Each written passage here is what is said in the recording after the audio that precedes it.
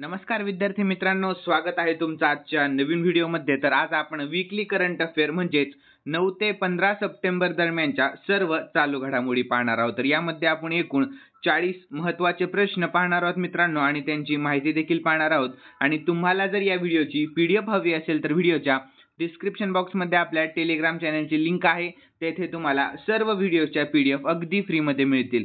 तर मित्रांनो, वेळ वाया न घालवता या व्हिडिओला सुरुवात करूयात।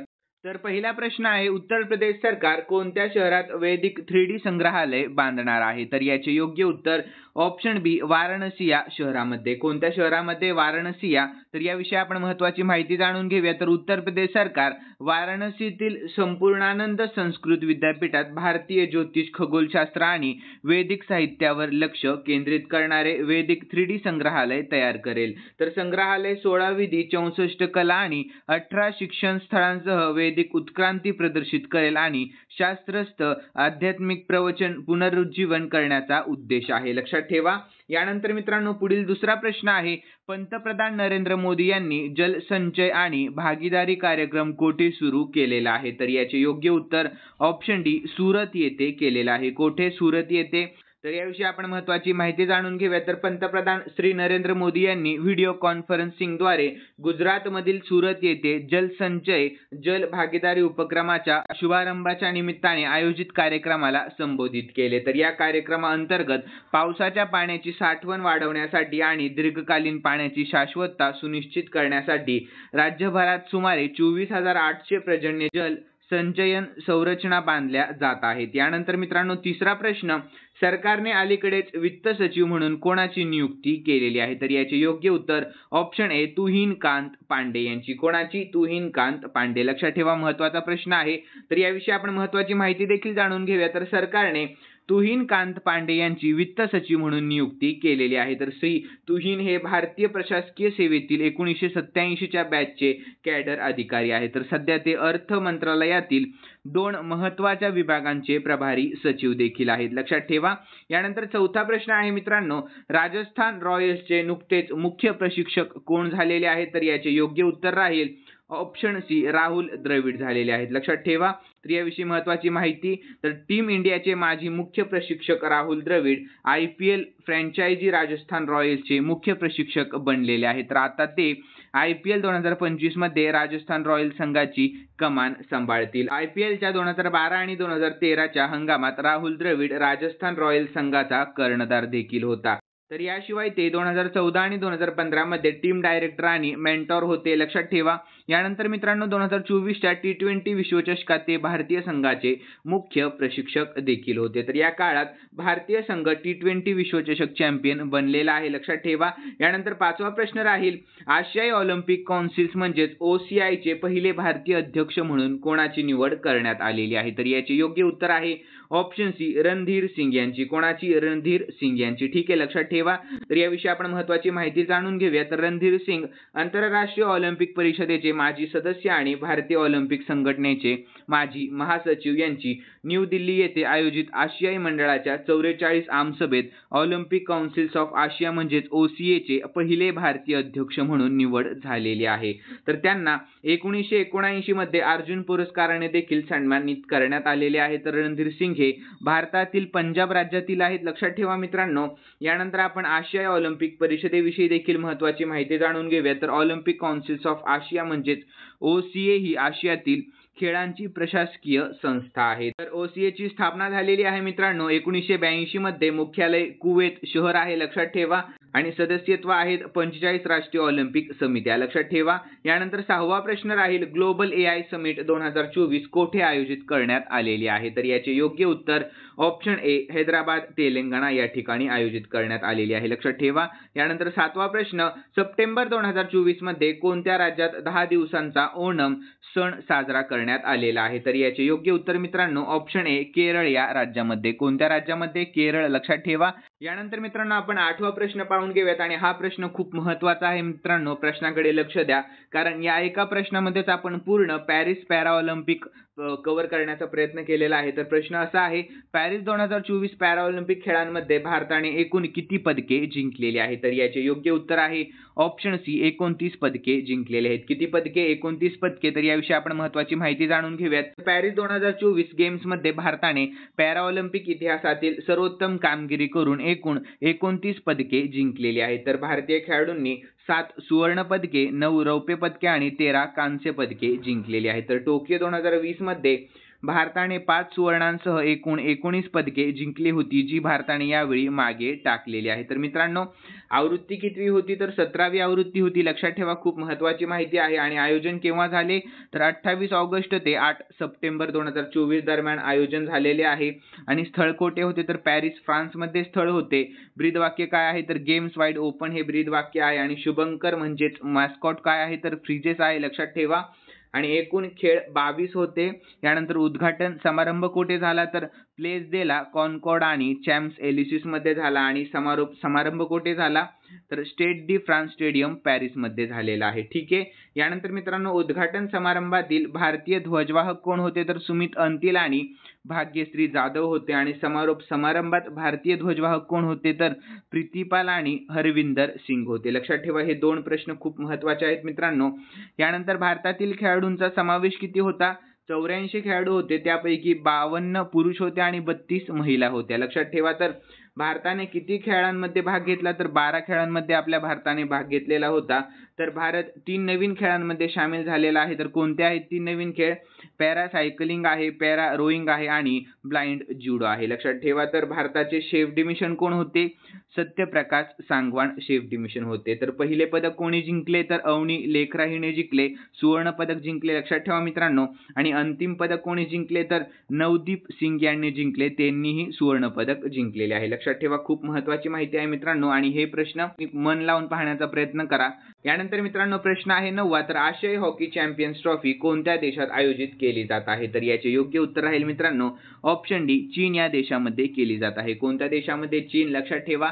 यानंतर मित्रांनो, याविषयी आपण महत्त्वाची माहिती जाणून घेऊया. तर भारतीय पुरुष हॉकी संघाने अलीकडेच आशियाई चॅम्पियन्स ट्रॉफीची सुरुवात चीनवर 3-0 ने शानदार विजय मिळवून केलेली आहे. तर आशियाई हॉकी चॅम्पियन्स ट्रॉफीचे आयोजन चीनमध्ये होत आहे. आणि चीन देशाची राजधानी काय आहे मित्रांनो? बीजिंग आहे. चलन आहे रेन मिनबी.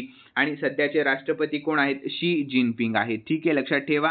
यानंतर 10वा प्रश्न पाहूया. तर आशियाई ऑलिम्पिक परिषदेचे अध्यक्ष म्हणून निवडून आलेले पहिले भारतीय कोण आहेत? तर याचे योग्य उत्तर राहील ऑप्शन सी रणधीर सिंग आहेत. कोण आहेत? रणधीर सिंग. ठीक आहे. यानंतर याविषयी आपण महत्त्वाची माहिती देखील पाहून घेऊया. तर भारताचे दिग्गज क्रीडा प्रशासक रणधीर सिंग यांची अलीकडेच ऑलिम्पिक काउन्सिल्स ऑफ आशिया म्हणजेच OCA चे अध्यक्ष म्हणून निवड झालेली आहे. तर ते या पदावर असणारे पहिले भारतीय ठरलेले आहे. तर महाद्वीपीय संस्थेच्या 44व्या आमसभेत त्यांची निवड झालेली आहे. तर रणधीर यांचा कार्यकाळ 2024 ते 2028 पर्यंत राहील. ठीक आहे.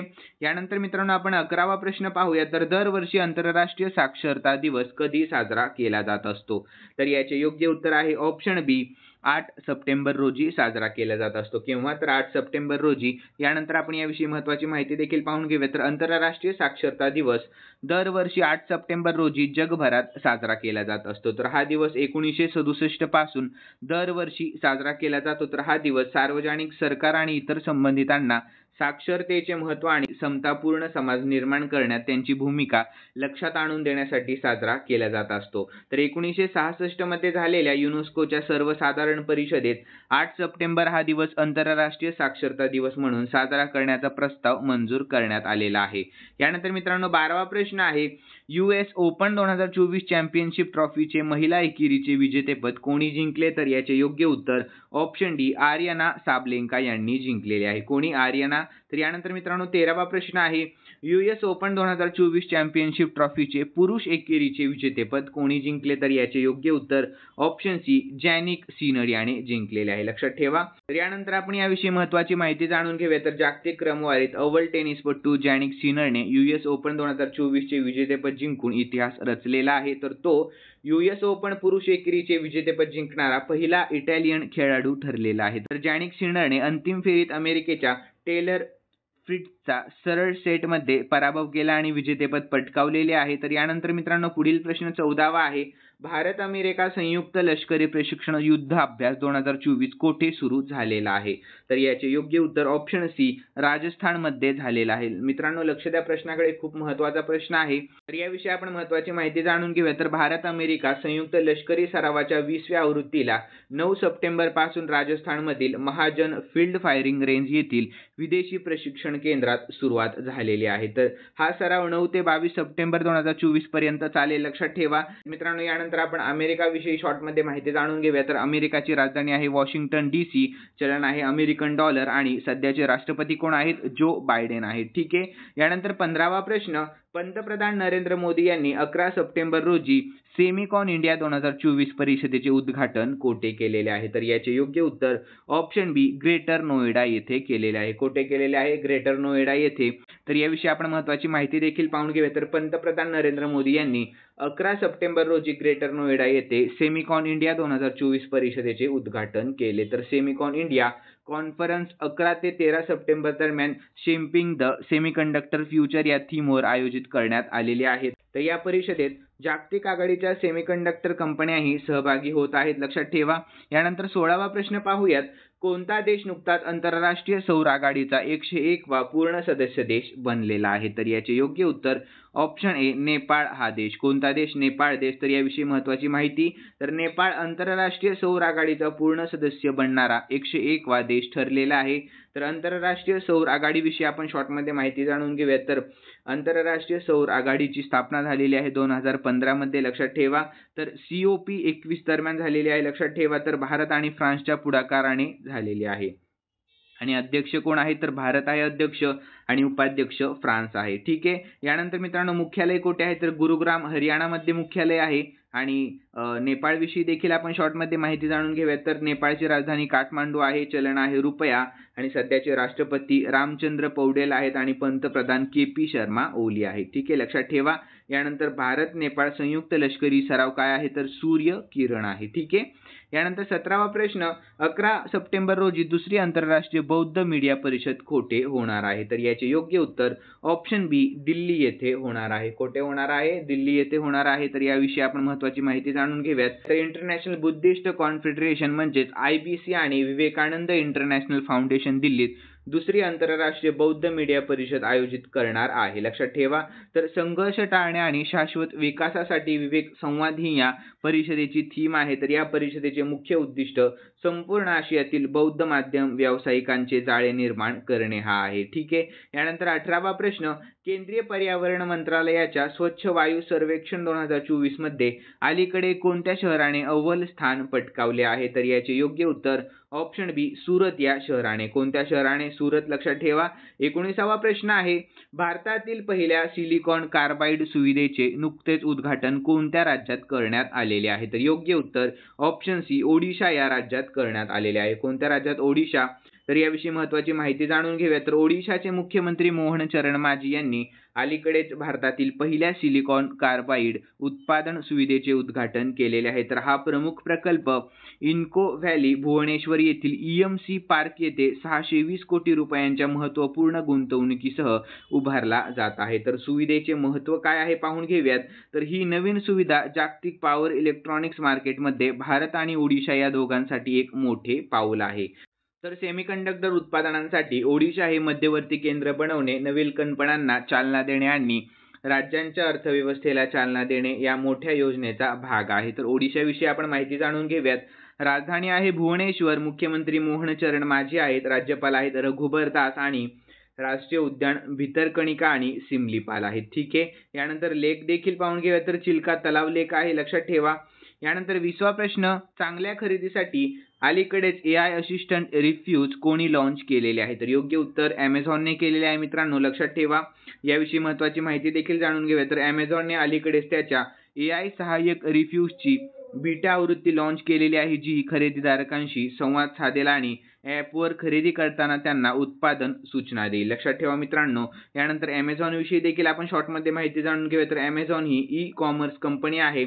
स्थापना झालेली आहे Amazonची 5 जुलै 1994 मध्ये. संस्थापक आहेत जेफ बेझोस आणि CEO कोण आहेत सध्याचे? एडी जेसी आहेत. ठीक आहे. यानंतर मुख्यालय आहे वॉशिंग्टन DC. लक्षात ठेवा USA मध्ये आहे मुख्यालय. यानंतर प्रश्न आहे 21वा, तर आशियाई राजा गिधाडांच्या संवर्धनासाठी भारतातील पहिले केंद्र कोणत्या राज्यात सुरू करण्यात आलेले आहे? तर याचे योग्य उत्तर आहे मित्रांनो ऑप्शन ए उत्तर प्रदेश या राज्यामध्ये. कोणत्या राज्यामध्ये? उत्तर प्रदेश या. यानंतर आपण याविषयी महत्त्वाची माहिती जाणून घेऊया. तर उत्तर प्रदेशातील गोरखपूर वन विभागाच्या कॅम्पियरंजन रेंजमध्ये आशियाई राजा गिधाडांच्या संवर्धन आणि प्रजनन केंद्राचे उद्घाटन करण्यात आलेले आहे. तर राज्यातील हे अशा प्रकारचे पहिले केंद्र आहे ज्याचे उद्घाटन मुख्यमंत्री योगी आदित्यनाथ यांनी केलेले आहे. तर गोरखपूरमधील हे केंद्र अंदाजे 2.80 कोटी खर्च करून तयार करण्यात आलेले आहे. तर मित्रांनो उत्तर प्रदेश विषयी आपण शॉर्टमध्ये माहिती जाणून घेऊयात. राजधानी आहे लखनौ, मुख्यमंत्री योगी आदित्यनाथ आहेत आणि राज्यपाल आनंदीबेन पटेल आहेत. आणि राष्ट्रीय उद्याने दुधवा, पिलीभीत, राणीपूर वन्यजीव अभयारण्य. आणि राष्ट्रीय प्राणी आहे बारासिंगा, राज्य पक्षी आहे सारस आणि लोकसभेच्या 80 जागा आणि राज्यसभेच्या 31 जागा आहे. ठीक आहे, लक्षात ठेवा.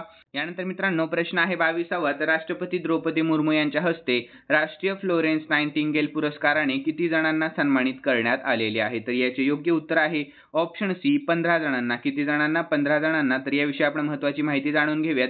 राष्ट्रपती द्रौपदी मुर्मू यांनी नवी दिल्लीतील राष्ट्रीय भवनात नॅशनल फ्लोरेन्स नाइटिंगेल पुरस्कार 2024 परिचारिकांना प्रदान केलेला आहे. तर यानंतर मित्रांनो पुढील पॉईंट आहे राष्ट्रीय फ्लोरेन्स नाइटिंगेल पुरस्कार 1973 मध्ये आरोग्य आणि कुटुंब कल्याण मंत्रालयाने सुरू केला होता. तर हा पुरस्कार परिचारिका आणि नर्सिंग व्यावसायिकांनी समाजासाठी दिलेल्या उत्कृष्ट सेवांच्या स्मरणार्थ दिला जातो. लक्षात ठेवा. यानंतर 23वा प्रश्न, जिपिंग स्पायडरची नवीन प्रजाती कोणत्या राज्यात सापडलेली आहे? तर याचे योग्य उत्तर आहे ऑप्शन बी तामिळनाडू या राज्यामध्ये. कोणत्या राज्यामध्ये? तामिळनाडू.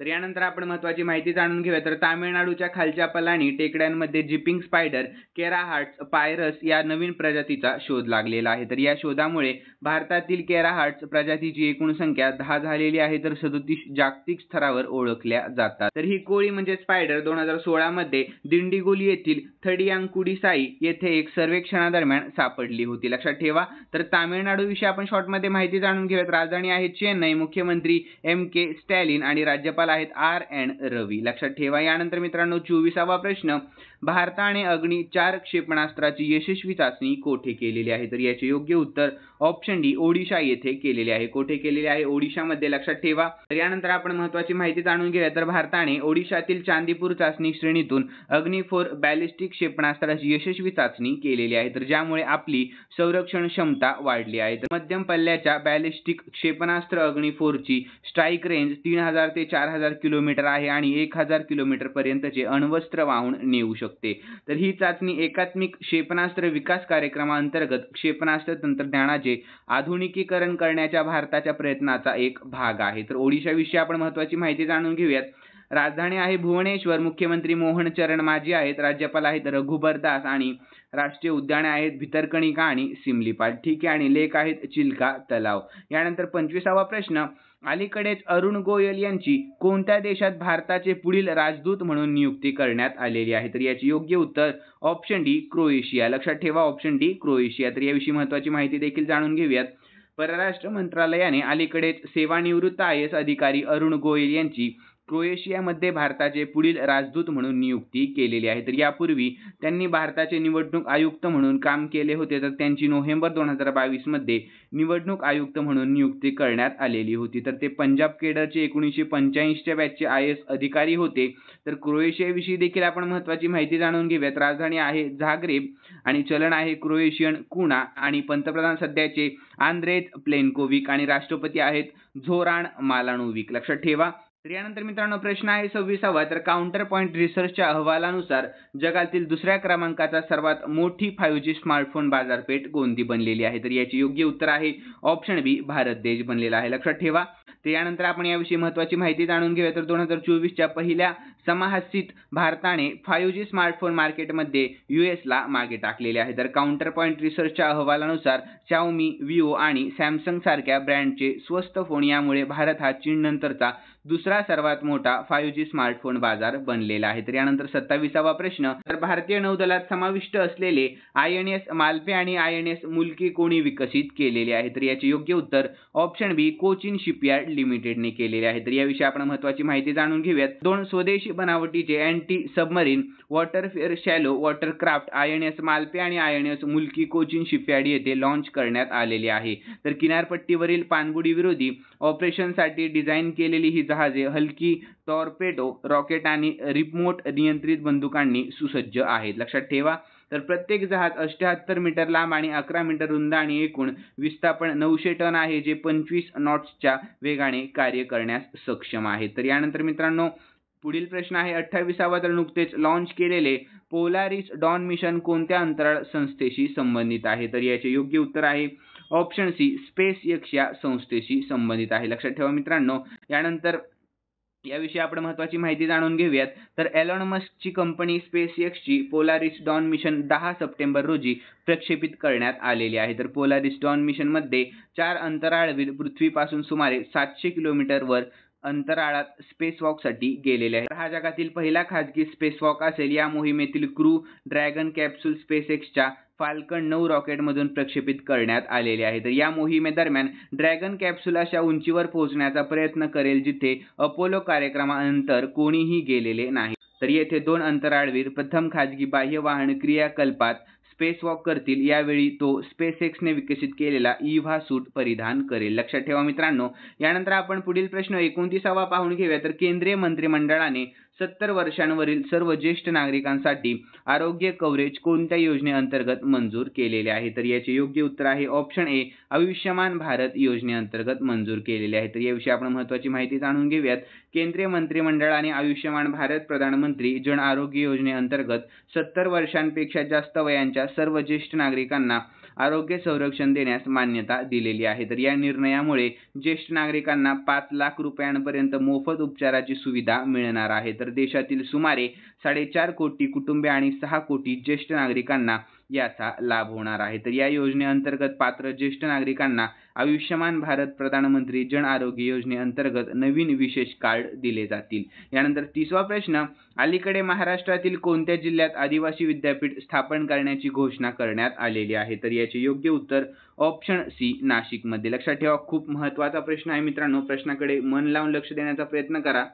तर याविषयी आपण महत्त्वाची माहिती जाणून घेऊया। तर नुकतेच महाराष्ट्राचे राज्यपाल CP राधाकृष्णन म्हणाले की आदिवासी समाजातील विद्यार्थी नाशिकमध्ये 80% आरक्षणासह आदिवासी विद्यापीठ स्थापन करण्यात येणार आहे। तर महाराष्ट्राचे सध्याचे मुख्यमंत्री कोण आहेत? एकनाथ शिंदे आहेत। राजधानी आहे मुंबई आणि राज्यपाल आहेत सध्याचे CP राधाकृष्णन। ठीक आहे। आणि राष्ट्रीय उद्याने देखील पाहून घ्या। तर संजय गांधी राष्ट्रीय उद्यान, नावेगाव राष्ट्रीय उद्यान आणि पेंच राष्ट्रीय उद्यान। आणि महाराष्ट्राविषयी आपण चालू घडामोडी देखील पाहून घ्या शॉर्टमध्ये मित्रांनो। खूप महत्त्वाची माहिती आहे। तर महाराष्ट्राला 2024चा सर्वोत्कृष्ट कृषी राज्य पुरस्कार मिळालेला आहे। तर सुजाता सौनिक महाराष्ट्राच्या पहिल्या महिला मुख्य सचिव बनलेल्या आहेत। तर भारतातील सर्वात मोठे डीप ड्राफ्ट बंदर महाराष्ट्रात बांधले जाणार आहे। तर नाशिकमध्ये 27व्या राष्ट्रीय युवा महोत्सवाचे आयोजन करण्यात आले होते। तर रश्मी शुक्ला यांची महाराष्ट्र पोलिसांच्या नवीन DGP पदी नियुक्ती करण्यात आलेली आहे। तर महाराष्ट्र हे FDI मिळविणारे सर्वात मोठे राज्य देखील आहे। लक्षात ठेवा। यानंतर मित्रांनो 31वा प्रश्न आहे कोणत्या देशाने अलीकडेच 79व्या आमसभेच्या अधिवेशनात संयुक्त राष्ट्रसंघाचे सदस्य राष्ट्र म्हणून आपली जागा घेतलेली आहे? तर याचे योग्य उत्तर ऑप्शन सी पॅलेस्टाईन। लक्षात ठेवा। तर याविषयी आपण महत्त्वाची माहिती जाणून घेऊया शॉर्टमध्ये। तर युनायटेड नेशन जनरल असेंब्लीचे 79वे सत्र न्यूयॉर्कमध्ये सुरू झाले। तर पॅलेस्टाईन संयुक्त राष्ट्रांचा पूर्ण सदस्य नसला तरी त्याला जनरल असेंब्ली हॉलमध्ये सदस्य राष्ट्रांच्या बरोबरीने जागा देण्यात आलेली आहे। तर यानंतर 32वा प्रश्न सोशल मीडिया वापरण्यासाठी कोणता देश किमान वय लागू करणार आहे? तर याचे योग्य उत्तर आहे ऑप्शन डी ऑस्ट्रेलिया हा देश। कोणता देश? ऑस्ट्रेलिया। तर याविषयी आपण महत्त्वाची माहिती जाणून घेऊया। तर मुलांचे संरक्षण करण्यासाठी पालकांच्या चिंतेचे समर्थन करण्यासाठी ऑस्ट्रेलिया सोशल मीडिया वापरण्यासाठी किमान वय सेट करण्याची योजना करत आहे। तर पंतप्रधान अँथनी अल्बानीज यांनी घोषणा केली की संसदेच्या या कालावधीत कायदा सादर केला जाईल। एक राष्ट्रीय सर्वेक्षणातून असे दिसून आलेले आहे की 2/3 पालक मुलांच्या स्क्रीन वेळेबद्दल चिंतित आहेत। तर यासह सोशल मीडिया ही सर्वात मोठी चिंता बनलेली आहे। तर यानंतर आपण ऑस्ट्रेलिया विषयी देखील शॉर्टमध्ये माहिती जाणून घेऊया। तर राजधानी आहे कॅनबेरा, चलन आहे ऑस्ट्रेलियन डॉलर आणि पंतप्रधान आहेत अँथनी अल्बानीज। ठीक आहे। यानंतर 33वा प्रश्न ग्रीन हायड्रोजनवरील दुसऱ्या आंतरराष्ट्रीय परिषदेचे उद्घाटन कोणी केलेले आहे? तर याचे योग्य उत्तर आहे ऑप्शन सी नरेंद्र मोदी यांनी केलेले आहे। ठीक आहे। तर याविषयी आपण महत्त्वाची माहिती जाणून घेऊयात। 11 ते 13 सप्टेंबर 2024 दरम्यान भारत मंडपम नवी दिल्ली येथे ग्रीन हायड्रोजनवरील 3 दिवसीय दुसरी आंतरराष्ट्रीय परिषद आयोजित केली जात आहे. लक्षात ठेवा. तर परिषदेचे उद्दिष्ट काय आहे, तर जागतिक ग्रीन हायड्रोजन इकोसिस्टीममध्ये भारताला एक अग्रगण्य देश म्हणून स्थापित करण्याचा या परिषदेचा उद्देश आहे. तर 34वा प्रश्न, कोणत्या देशाने अलीकडेच आपला सर्वात मोठा नौदल सराव ओशन 2024 सुरू केलेला आहे, तर याचे योग्य उत्तर ऑप्शन सी, रशियाने केलेला आहे. कोणी केलेला आहे, रशियाने केलेला आहे. तर याविषयी आपण महत्त्वाची माहिती जाणून घेऊया. तर यामध्ये देशातील सर्व 5 ताफ्यांचा समावेश आहे आणि हा सराव पॅसिफिक आणि आर्क्टिक महासागर तसेच भूमध्य, कॅस्पियन आणि बाल्टिक समुद्रात एकच वेळी केला जात आहे. लक्षात ठेवा. यानंतर रशियन राष्ट्रपती व्लादिमीर पुतिन यांनी आभासी माध्यमाद्वारे लॉन्च करण्याची घोषणा केलेली आहे. लक्षात ठेवा. यानंतर रशियन नौदल आणि हवाई दलाच्या लढाऊ तयारीचे मूल्यांकन करणे हा या सरावाचा उद्देश देखील आहे. तर रशियाविषयी आपण महत्त्वाची माहिती जाणून घेऊयात. राजधानी आहे मॉस्को, खंड आहे युरोप आशिया. लक्षात ठेवा. अधिकृत भाषा आहेत रशियन आणि चलन आहे रशियन रुबल आणि सध्याचे पंतप्रधान आहेत मिखाईल मिशुस्टिन. लक्षात ठेवा मित्रांनो. यानंतर मित्रांनो प्रश्न आहे 35वा. तर भारतीय वायुसेनेने अलीकडे कोणत्या देशासोबत ईस्टर्न ब्रिज 7 या सरावात भाग घेतलेला आहे, तर याचे योग्य उत्तर आहे मित्रांनो ऑप्शन ए, ओमान. लक्षात ठेवा. तर याविषयी आपण महत्त्वाची माहिती जाणून घेऊया. तर MiG-29 जाग्वार आणि C-17 चा समावेश असलेल्या भारतीय हवाई दलाची तुकडी ईस्टर्न ब्रिज 7 या सरावात सहभागी होण्यासाठी ओमानला रवाना झालेली आहे. तर 11 ते 22 सप्टेंबर 2024 या कालावधीत हवाई दल तळ मासिराह येथे नियोजित केलेले या सरावाचे उद्दिष्ट रॉयल ओमान हवाई दल आणि भारतीय हवाई दल यांच्यातील परस्पर कार्यक्षमता वाढवणे आहे. लक्षात ठेवा.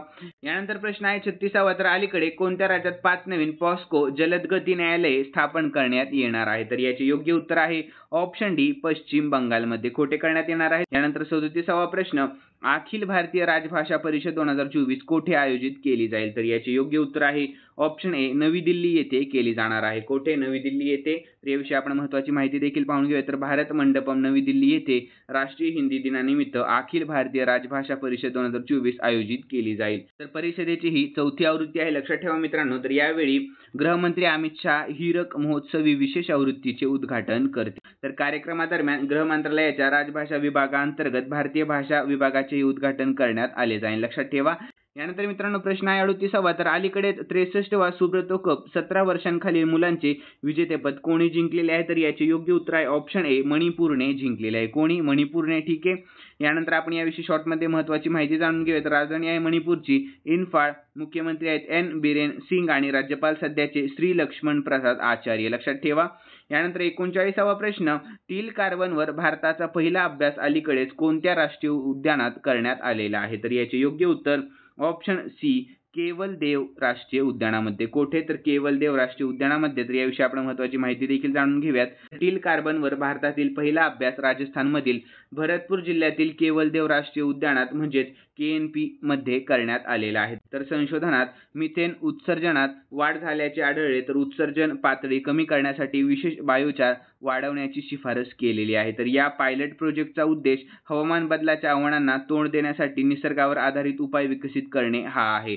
तर टील कार्बन म्हणजे गोड्या पाण्यातील भरती ओहोटी नसलेल्या पाणथळ प्रदेशात साठवलेल्या कार्बनचा संदर्भ आहे, ज्यात वनस्पती, सूक्ष्मजीव, बायोमास आणि विरघळलेल्या सेंद्रिय पदार्थाचा समावेश होतो. तर यानंतर 40वा प्रश्न आहे मित्रांनो, देशातील मतदारांना सर्व स्तरांवर न्यायाधीश निवडण्याचा अधिकार देणारे पहिला देश कोणता बनलेला आहे, तर याचे योग्य उत्तर ऑप्शन बी, मेक्सिको हा देश बनलेला आहे. खूप महत्त्वाचा प्रश्न आहे मित्रांनो. 2024च्या परीक्षेसाठी प्रश्नाकडे लक्ष द्या.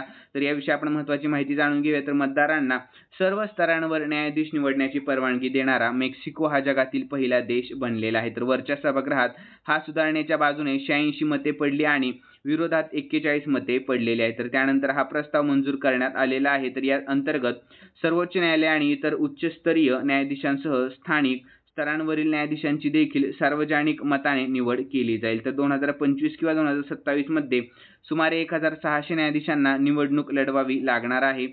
यानंतर मित्रांनो तुमच्यासाठी एक एक्स्ट्रा प्रश्न ठेवलेला आहे आपण. तर कोणत्या राज्याने अलीकडे 17 सप्टेंबर हा प्रजापालन दिवस म्हणून साजरा करण्याची घोषणा केलेली आहे, तर याचे योग्य उत्तर आहे ऑप्शन ए, तेलंगणा या राज्य सरकारने. लक्षात ठेवा. तर तेलंगणाविषयी आपण शॉर्टमध्ये माहिती जाणून घेऊयात. तर तेलंगणाची राजधानी हैदराबाद आहे, मुख्यमंत्री रेवंत रेड्डी आहेत आणि सध्याचे राज्यपाल जिष्णुदेव वर्मा आहेत. ठीक आहे, लक्षात ठेवा. तर मित्रांनो खालील प्रश्न मी स्पेशली तुमच्यासाठी ठेवलेला आहे. आणि हा प्रश्न आपण या आठवड्यामध्ये पाहिला होता. तुम्ही जर हा व्हिडिओ मन लावून पाहिला असेल किंवा या आठवड्यामधील करंट अफेअरचे आपले व्हिडिओ पाहिले असतील तर तुम्हाला नक्कीच या प्रश्नाचे उत्तर येईल अशी मी अपेक्षा करतो. तर मित्रांनो, प्रश्न असा आहे, केंद्रीय पर्यावरण मंत्रालयाच्या स्वच्छ वायू सर्वेक्षण 2024 मध्ये अलीकडे कोणत्या शहराने अव्वल स्थान पटकावले आहे? तर याचे योग्य उत्तर तुम्हाला आपल्या कमेंट बॉक्समध्ये देण्याचा प्रयत्न करायचा आहे मित्रांनो. आणि ज्यांना उत्तर येत असेल त्यांनी नक्कीच कमेंट बॉक्समध्ये उत्तर देण्याचा प्रयत्न करा. तर मित्रांनो, तुम्हाला जर आजचा व्हिडिओ आवडलेला असेल तर नक्कीच या व्हिडिओला लाईक करा आणि सबस्क्राईब करायला अजिबात विसरू नका. तर चला मित्रांनो, भेटूयात नवीन व्हिडिओमध्ये. धन्यवाद.